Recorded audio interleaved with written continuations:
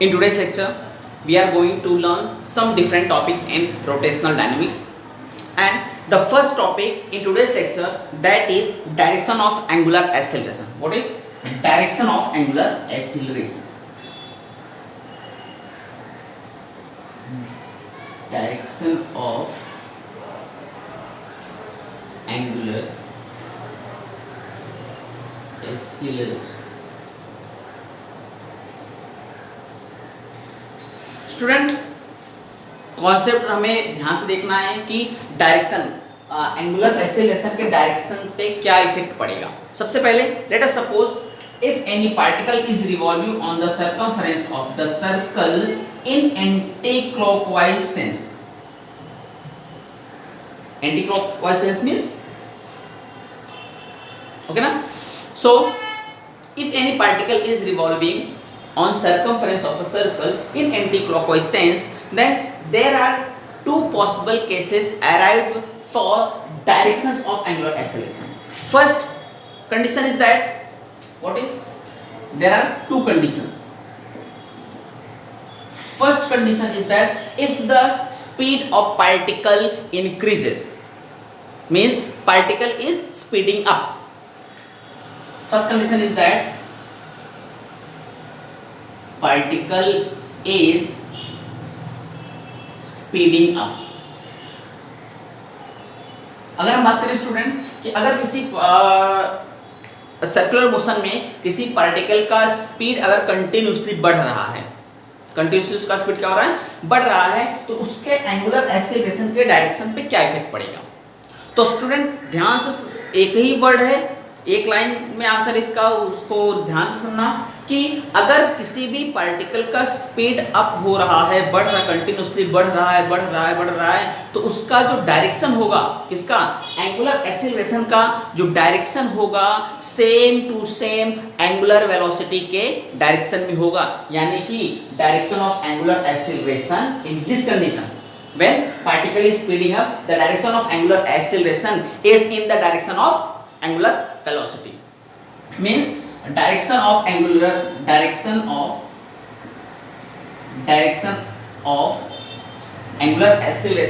is in the direction of angular velocity. यानी कि अगर स्पीड अप हो रहा है, अगर क्या हो, पार्टिकल का स्पीड अप हो रहा है, तो उसका जो एंगुलर एक्सेलरेशन का जो डायरेक्शन होगा, किसके डायरेक्शन में होगा, हमारे वेक्टर ओमेगा के। और सेकंड कंडीशन इज दैट कि particle slowing down, particle is slowing down. यानी कि इस कंडीशन में क्या होगा, पार्टिकल का स्पीड, ऐसा वो पार्टिकल जो हमारे एंटी क्लॉकवाइज डायरेक्शन में क्या कर रहा है, मूव कर रहा है, और उसका स्पीड कंटिन्यूसली चेंजेस हो रहा है, कंटिन्यूसली कम हो रहा है, तो उसका उस कंडीशंस में जो एंगुलर एक्सेलरेशन का जो डायरेक्शन होगा, वो हमारे ओमेगा के ऑपोजिट डायरेक्शन में होगा। यानी कि पहले केस में अगर बात करेंगे तो हमारा ओमेगा के कंडीशंस में था, ओमेगा के डायरेक्शन में था एंगुलर एक्सेलरेशन का डायरेक्शन। और अगर सेकंड कंडीशंस की बात करें हम, स्लोइंग डाउन, अगर उसका स्पीड क्या हो रहा है, कम हो रहा है, तो इस कंडीशन में उसका जो डायरेक्शन होगा वो ऑपोजिट डायरेक्शन में होगा, किसके, वेक्टर ओमेगा के। Then in this condition direction of vector alpha is in opposite direction of omega, vector omega.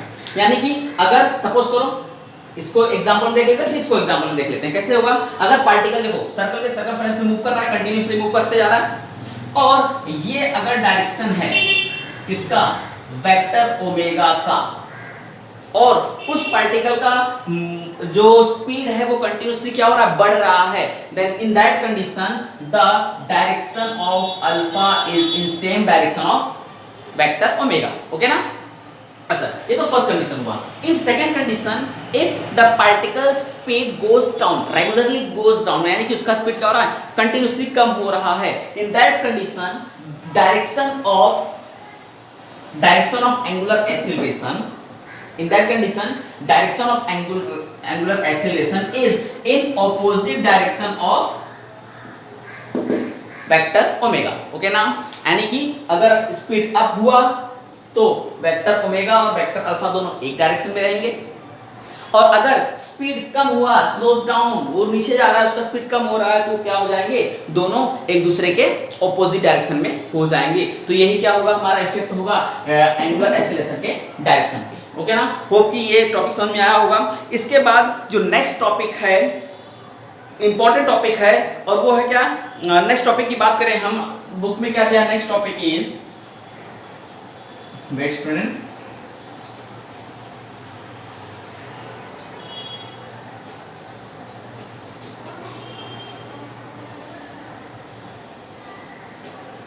in the next topic, that is dynamics of circular motion. Okay na, the next topic in rotational dynamics is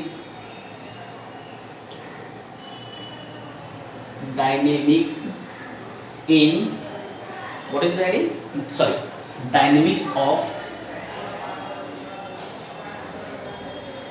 circular motion. Student, in that topic we will concern about two forces.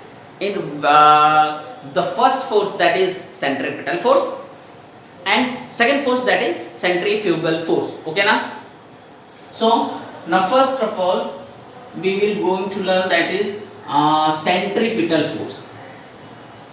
Centripetal force.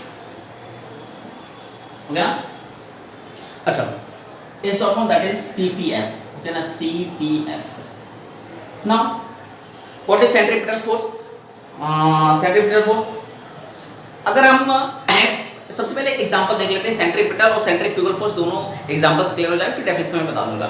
Suppose करो if we tied a bob in the string, हमने क्या किया, एक रस्सी में हमने एक Bob को बांध दिया है और उसको क्या कर रहे हैं, सर्कुलर मोशन में मूव करना चालू कर दिए।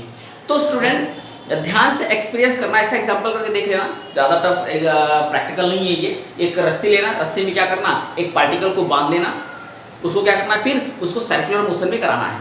तो स्टूडेंट ऑब्जर्व करना, जो बॉब है वो हमारे हैंड पे, जिस हाथ से हम क्या कर रहे हैं, रोटेट कर रहे हैं उसको, उस पे एक फोर्स का एक्सपीरियंस होगा, और वो किसके तरफ होगा, सेंटर तरफ। सेंटर इस समय कहाँ पे है, जहाँ पे हमने पकड़ के रखा है। ठीक, अगर हमने यहाँ पे पकड़ के रखा है और उसको हम क्या कर रहे हैं, सर्कुलर मोशन दे रहे हैं, तो हमारे जिस जगह पे हमने पकड़ के रखा है वहां पे एक फोर्स का एक्सपीरियंस होगा कि हाँ यार कुछ तो मूव कर रहा है चारों तरफ। ठीक, अच्छा, ये फोर्स को हम क्या बोलेंगे, सेंट्रीपिटल फोर्स, यानी the type of force acts on along the radius of vector in the direction of center of the circle, यानी सर्कल के सेंटर की तरफ अगर कोई फोर्स लग रहा है तो हम क्या बोलेंगे, सेंट्रीपिटल फोर्स बोलेंगे, और अगर सेंटर के बाहर की तरफ लग रहा है तो हम क्या बोलेंगे, सेंट्रीफ्यूगल फोर्स बोलेंगे। अच्छा, सेंट्रीफ्यूगल फोर्स को भी देख लो, जैसे पार्टिकल को हम रिवॉल्व कर रहे हैं, अब सेंट्रीफ्यूगल फोर्स, सेंट्रीपिटल फोर्स को समझ में आ गया। सेंट्रीफ्यूगल फोर्स क्या होता है, अगर पार्टिकल को हम रिवॉल्व कर रहे हैं, सपोज करो पार्टिकल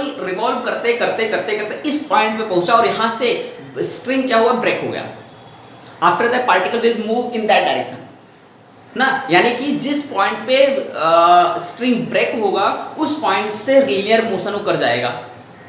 अगर यहाँ पे टूटा तो इस डायरेक्शन में, यहाँ से टूटा तो इस डायरेक्शन में, यानी जिस पॉइंट पे वो टूटेगा वो उसी डायरेक्शन में क्या कर जाएगा, मूव कर जाएगा और लीनियर वेलोसिटी पकड़ लेगा।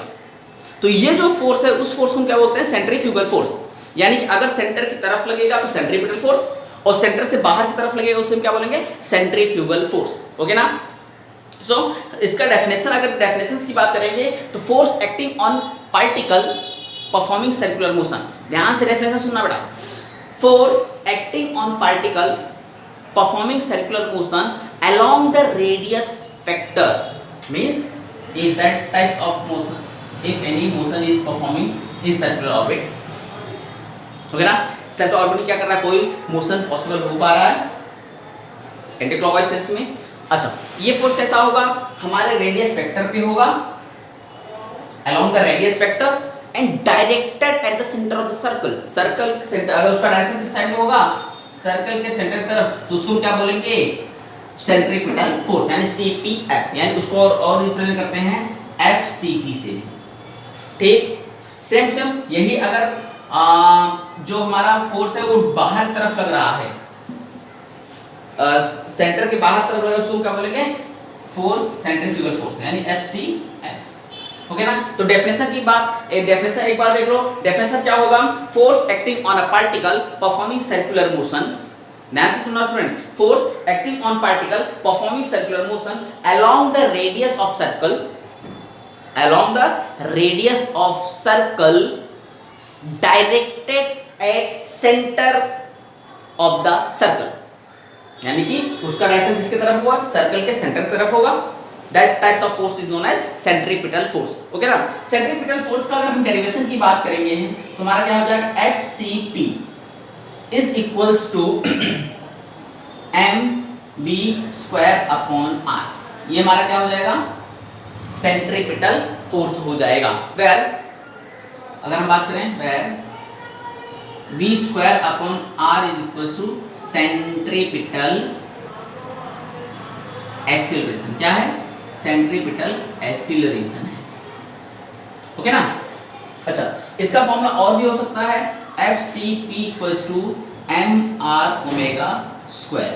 ये भी इसका फॉर्मूला हो सकता है, because v equals to r omega, क्योंकि v equals to r omega होता है। ओके ना? सो स्टूडेंट एक बार फिर से हम देख लेते हैं इसका डेफिनेशन क्या हो जाएगा? Force acting on a particle performing circular motion along the radius of circle and directed towards the center of the circle, that types of motion, that types of force is known as centripetal force। अगर उसकी magnitude की बात करें तो FCP equals to क्या होगा? mv square upon r, दूसरा form में देखेंगे तो mr ओमेगा स्क्वायर। अच्छा, SI यूनिट क्या होगा इसका? What is the SI unit of force? Same as that Newton. Newton is the SI unit of force, so centripetal force SI unit is Newton। Dimension की बात करें तो डायमेंशन क्या हो जाएगा इसका? Same as that m1 l1 t minus. Okay ना? तो ये हमारा सेंट्रीपिटल फोर्स है। होप स्टूडेंट सेंट्रीपिटल फोर्स समझ में आ गया। एक बार इसका डेफिनेशन फिर से सुन लो। सेंट्रीपिटल फोर्स का डेफिनेशन क्या होता है? The force acting on a particle performing circular motion along the radius vector and directed towards the center of circle, that type of force is known as centripetal force। Magnitude की बात करें FCP equals to mv square upon r and or mr omega square, where v is equals to r omega। okay ना? After that the next topic that is centrifugal force। what is centrifugal force? अगर हम centrifugal force की बात करें तो the type of force या उसका next अगर डेफिनेशन की बात करें, force acting on particle performing circular motion, यानी ऐसे पार्टिकल जो सर्कुलर मोशन परफॉर्म कर रहा है, acting on particle performing circular motion along the radius of vector, radius vector पे directed above the centre of circle, यानी सर्कल के बाहर की तरफ लगी, ऐसे फोर्स को हम क्या बोलेंगे? सेंट्रीफ्यूगल फोर्स बोलेंगे। ओके ना? अच्छा, सेंट्रीफ्यूगल फोर्स की बात अगर करेंगे हम, second one is that is centrifugal force. Centrifugal force का भी मैग्नीट्यूड सेम वैसे ही होता है जो हमारा FCP का था, यानी सेंट्रीपिटल फोर्स का था, सेम टू सेम वही रहेगा। मैग्नीट्यूड की बात करेंगे तो जो सेंट्रीपिटल फोर्स का मैग्नीट्यूड था सेम टू सेम वही क्या रहेगा? हमारा सेंट्रीफ्यूगल फोर्स का भी रहेगा। ऐसा यूनिट तो चेंज होगा नहीं, यूनिट तो वही रहेगा, डायमेंशंस भी वही रहेगा, पूरा का रहेगा। बस डिफरेंस यही है सेंट्रीपिटल फोर्स और सेंट्रीफ्यूगल फोर्स में कि दोनों का डायरेक्शन क्या होगा? ऑपोजिट होगा। ओके ना? एक अगर सेंटर की तरफ लगेगा तो दूसरा सेंटर के बाहर लगेगा। सेंटर की तरफ कौन सा फोर्स लगेगा? हमारा सेंट्रीपिटल फोर्स, और सेंटर के बाहर कौन सा फोर्स लगेगा? हमारा सेंट्रीफ्यूगल फोर्स। ओके ना? तो होप कि ये सेंट्रीपिटल फोर्स क्या है और सेंट्रीफ्यूगल फोर्स क्या है ये समझ में आ गया होगा। एक बार फिर से देख लो, सेंट्रीपिटल फोर्स क्या होता है? हमारा force acting on particle performing circular motion along the radius of circle and directed towards the centre of circle, that types of force is known as centripetal force. And if we want to know about centrifugal force, then the force acting on particle performing circular motion along the radius of vector directed away from the center of the circle, that types of force is known as centrifugal force। Okay ना? यानी कि एक हमारा क्या होगा? Centre तरफ लगेगा और ये सेंटर के बाहर लगेगा। सेंटर की तरफ जो लगे उसको क्या बोलेंगे, सेंट्रीपिटल फोर्स बोलेंगे, और सेंटर के बाहर जो लगे उसको क्या बोलेंगे, सेंट्रीफ्यूगल फोर्स बोलेंगे। ओके ना? Okay, the next topic that is some applications are there in uniform circular motion. Okay, so let's see what is the application of uniform circular motion.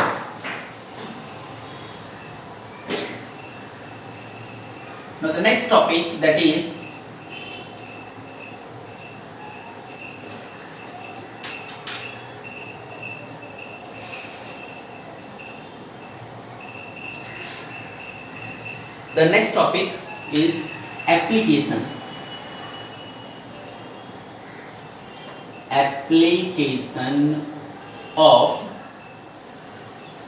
application of UCM, uniform circular motion.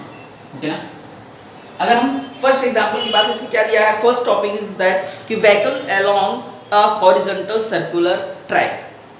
What is the first topic, first application is vehicle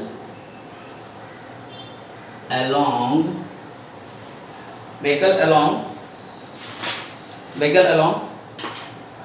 a horizontal circular track, along a horizontal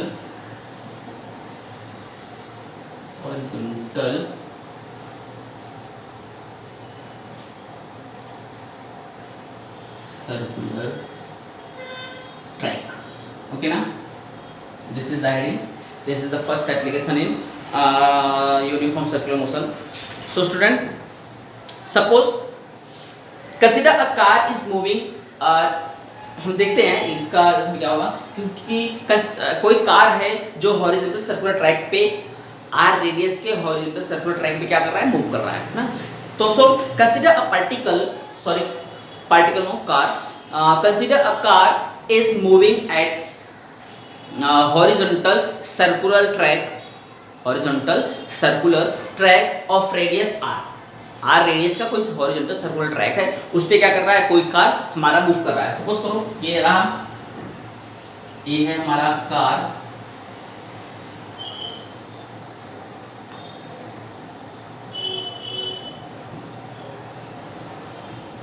जैसा तो नहीं बनाया student, ठीक। ये हमारा क्या है,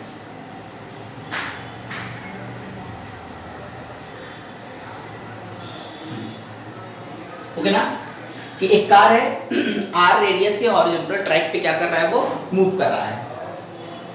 अब ये जो कार है, कार का कुछ मास होगा, मास है तो उसमें वेट भी अराइव होगा, तो वेट का डायरेक्शन क्या होगा, वेट हमेशा डाउनवर्ड डायरेक्शन रहेगा, ये क्या है उसका वेट mg काम करेगा। और किसी भी कंडीशन को उसके स्टैटिक कंडीशन में मेंटेन रखने के लिए एक नॉर्मल रिएक्शन वर्क करता है, और नॉर्मल रिएक्शन क्या रहेगा हमारा, अपवर्ड डायरेक्शन में होता है हमेशा नॉर्मल रिएक्शन क्या होता है, किसी भी पार्टिकल को उसके स्टेट में मेंटेन रखने के लिए जो नेचर के द्वारा फोर्स अप्लाई किया जाता है उसी को क्या बोलते हैं, नॉर्मल रिएक्शन बोलते हैं। ओके, अच्छा, एक और चीज वर्क करेगा उसका स्टैटिक फ्रिक्शन Fs, ठीक। तो ये कुछ कंडीशंस हैं जो हॉरिजॉन्टल ट्रैक पे मूव करते हुए कार पे अप्लाई होंगे, यानी कि उसका वेट क्या होगा, हमेशा नीचे की तरफ, नॉर्मल रिएक्शन ऊपर की तरफ, और जो उसका स्टैटिक फ्रिक्शन हो सेंटर की तरफ लगेगा। अच्छा, अगर कोई भी पार्टिकल, हमने भी इसके पहले पढ़ा टॉपिक में कि कोई भी सर्कुलर मोशन करता हुआ पार्टिकल के लिए जो सबसे मोस्ट कंडीशनल फोर्स है दैट इज सेंट्रीपिटल फोर्स। अगर वो सेंट्रीपिटल फोर्स हो रहा है तभी पॉसिबल हो पाएगा कि उसका सर्कुलर मोशन हो रहा है, ओके ना। तो अगर ये कार हमारा सर्कुलर ट्रैक पे कर रहा है, इसका मतलब ये हो गया कि सेंटर की तरफ जो सर्कुलर ट्रैक है उसके सेंटर की तरफ क्या होगा, एक फोर्स एप्लीकेबल होगा, जो फोर्स क्या होगा हमारा, सेंट्रीपिटल फोर्स होगा, ओके ना। मैग्नीट्यूड उसका हमने देखा mv²/r। तो स्टूडेंट अगर हम इस कंडीशन की बात करें तो इसमें दो कंडीशंस अराइव, कुछ फोर्स पहले तो देखे थे इसमें कौन कौन सा फोर्स अप्लाई हो रहा है। पहला क्या कंडीशन अप्लाई हो रहा है, वेट उसका mg डाउनवर्ड डायरेक्शन में है, नॉर्मल जो है वो अपवर्ड डायरेक्शन में है, स्टैटिक फ्रिक्शन किसके तरफ है, सेंटर की तरफ है, ठीक ना। अच्छा, इस कंडीशन के अकॉर्डिंग अगर हम बात करें तो हमारा नॉर्मल रिएक्शन जो है वो बैलेंस किससे हो रहा है, mg से बैलेंस हो रहा है। एंड अगर हम बात करें तो n इक्वल्स टू क्या, mg, क्योंकि नॉर्मल रिएक्शन हमारा किससे बैलेंस हो रहा है, mg से बैलेंस हो रहा है। एंड एक इक्वेशन नंबर फर्स्ट और सेकंड इक्वेशन की बात करें हमारा, तो जो स्टैटिक फ्रिक्शन है Fs, ये किससे बैलेंस हो रहा है? सेंट्रीपिटल फोर्स से, क्योंकि वो सर्कुलर ट्रैक पे मूव कर रहा है r रेडियस के। तो जो Fs है वो हमारा क्या हो जाएगा? Fs equals to centripetal force, centripetal force means Fcp equals to क्या होता है? mv² अपॉन r होता है। ये हमने पढ़ा अभी जस्ट इस टॉपिक के पहले हमने पढ़ा था। तो ये इक्वेशन नंबर 2। अच्छा, अगर हम कर दें on dividing equation number 2 by equation number 1, अगर हम इक्वेशन नंबर 2 को इक्वेशन नंबर 1 से डिवाइड करते हैं हमें क्या मिलेगा? देखो, Fs upon n is equals to mv² upon r upon mg, या mm से कैंसिल आउट हो जाएगा। इसको हम ऐसा लिख सकते हैं कि Fs upon n is equals to v² upon rg। एक तो ये हमें सॉल्यूशन मिल जाएगा इसका ना, ये में क्या मिल गया? इसका सॉल्यूशन मिल गया कि Fs क्या हमारा स्टैटिक फ्रिक्शन है, n क्या है? नॉर्मल रिएक्शन है, b क्या है? हमारा स्पीड ऑफ कार, r का स्पीड है, r क्या है? रेडियस है जिस हॉरिजॉन्टल ट्रैक पे वो मूव कर रहा है, और g क्या है? ग्रेविटेशनल एक्सीलरेशन है। अच्छा स्टूडेंट, अगर ये फॉर्मूला हमें मिला हुआ है, क्या है हमारा? v² rg। अच्छा एक चीज और देख लेते हैं, क्योंकि हम जानते हैं इसको ऐसा लिख सकते हैं Fs upon n is equals to r omega upon g लिख सकते हैं, क्योंकि because v equals to r omega, अगर हम v equals to r omega यहां पर रखें तो क्या हो जाएगा? r² ओमेगा² और एक r से कैंसिल आउट हो जाएगा, मिलेगा क्या? r ओमेगा अपॉन g मिल जाएगा हमें। अच्छा इसके बाद स्टूडेंट कुछ कंडीशंस और देखो इसमें क्या हो सकता है, जैसे कि एक नॉर्मल रिएक्शन, इस इक्वेशंस की अगर हम बात करें, इस इक्वेशन नंबर 3 हम क्या कर रहे हैं? इक्वेशन नंबर 3 की बात कर रहे हैं। इसमें स्टूडेंट ये देखने वाली बात है, n क्या है? कांस्टेंट है, r क्या है? रेडियस, और रेडियस हमेशा कांस्टेंट ही रहता है, रेडियस कांस्टेंट रहेगा तभी वो सर्कल बनता है और तभी सर्कुलर ट्रैक बनेगा। g क्या है? ग्रेविटेशनल एक्सीलरेशन है, ये भी कांस्टेंट है हमारा। So if now n, r, g are constants ना, ये सब क्या है? कांस्टेंट है। तो हमारा Fs is directly proportional to v², ये कंडीशन आ सकता है। इसका मतलब ये हो गया कि हमारा जो स्टैटिक फ्रिक्शन है वो वेलोसिटी के डायरेक्टली प्रोपोर्शनल रहेगा। यानी इसका मतलब क्या होता है? डायरेक्टली प्रोपोर्शनल और इनवर्सली प्रोपोर्शनल का मतलब क्या होता है? पहले देख लो, डायरेक्टली प्रोपोर्शनल क्या होता है कि अगर कोई भी वैल्यू किसी दूसरे वैल्यू के रिस्पेक्ट में अगर डायरेक्टली प्रोपोर्शनल है तो उसमें क्या होगा?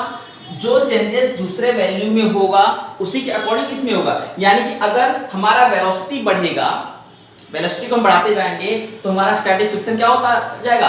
बढ़ता चला जाएगा। और अगर हम क्या करें? वेलोसिटी को कम करते चले जाए तो हमारा स्टैटिक फ्रिक्शन जो है वो भी क्या होता चला जाएगा? कम होता चला जाएगा। लेकिन इसके मैक्सिमम कंडीशंस के लिए एक वैल्यू होगा कि Fs जो हमारा स्टैटिक फ्रिक्शन मैक्सिमम कहां तक होगा? मैक्सिमम कहां तक होगा? अगर हम Fs मैक्सिमम की बात करेंगे तो क्या होगा? वो μsn तक होगा। कहां तक होगा? Fs हमारा μsn तक, ये मैक्सिमम कंडीशन है। यानी कि इस कंडीशंस के बाद वेलोसिटी पॉसिबल नहीं होगा। ओके ना? अगर हम इसकी बात करें इसको ऐसा लिख सकते हैं, इंप्लाइज दैट देखो Fs upon n equals to μs दिखा सकते हैं। Fs upon n equals to μs equation number 4 मान लेते हैं, क्योंकि इक्वेशन नंबर 3 तक हमने मान के रखा है। अच्छा अगर हम देखें from equation 3 and 4, equation number 3 और 4 में देखो, अगर Fs upon n equals to v² upon rg है और ये क्या है? मैक्सिमम कंडीशन है किसी भी मूव करते हुए पार्टिकल का, ये स्टैटिक फ्रिक्शन का मैक्सिमम कंडीशन है। और यहाँ पे भी क्या दिया? Fs upon n equals to μs, यानी कि Fs upon n equals to v² rg, और ये होगा जिसमें हम ऐसा लिख सकते हैं कि Fs upon n equals to μs equals to v² upon rg। अच्छा, और इस कंडीशन में जो वेलोसिटी v है ये क्या होगा? मैक्सिमम वेलोसिटी होगा। यानी इसको हम लिख सकते हैं v max का स्क्वायर, मैक्सिमम कंडीशंस के लिए है। आफ्टर दैट तो हमारा क्या हो जाएगा? v max square equals to r g mu s से मल्टीप्लाई हो क्या हो जाएगा म्यू एस आर जी। और अगर हम v max की बात करेंगे तो हमारा v max क्या हो जाएगा square root of mu s r ji.